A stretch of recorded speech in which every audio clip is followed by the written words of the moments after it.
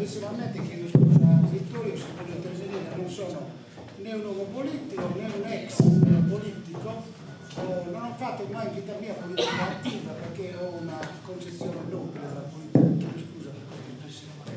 Dicevano i latini, de mortuis nil dis bene, e i morti non si può che dire bene. Non lo dico questo perché stamattina bisogna parlare anche male un po' di Nino Carlo, ma lo dico perché credo che in tutta questa congerie di ricordi e di celebrazioni di alto livello che sono state da parte del Presidente Sosi, da parte di Macciotta, di Mario Pani, eccetera, probabilmente si sono posti alcuni interrogativi che vanno chiariti con molta semplicità.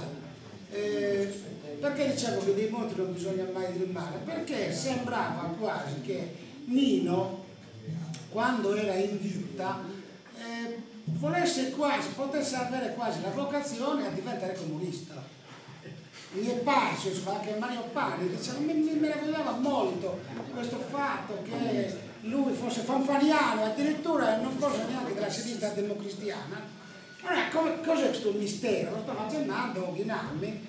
Io credo che sia semplicissimo, se ne è parlato poco, stamattina quasi niente. Alla base di tutte le azioni di Nino Carlo, io parlo da amico suo e basta, c'era la sua grande cultura umanistica prima di tutto, che era la base di tutta la sua successiva cultura politica ed economica. Una cultura umanistica è la sua fede cristiana.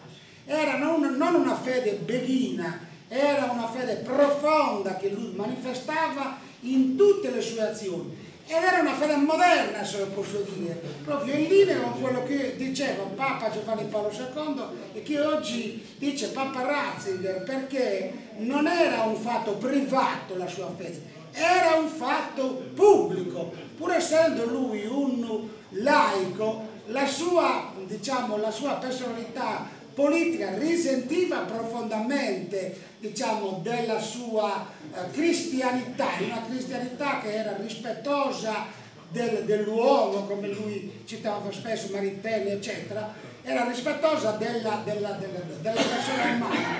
Allora, è chiaro che dai comunisti di allora, dal partito comunista di allora, Nino era separato da una voragine, non avrebbe mai potuto essere un comunista di Nino Carlo, per il semplice fatto che le teorie marxiste sono teorie anticristiane. Io lo dico anche da credente, con questo non voglio dire che gli altri non abbiano ragione, ma Nino era aperto al dialogo moltissimo, però non ha mai rinunciato a queste due prerogative, alla sua formazione innanzitutto umanistica, proprio di humanitas, e poi alla sua fede cristiana conseguente. Da questi due elementi fusi insieme nasce la sua personalità e nasce tutta la sua opera politica ed economica e quanto volete. Chiedo scusa del mio intervento.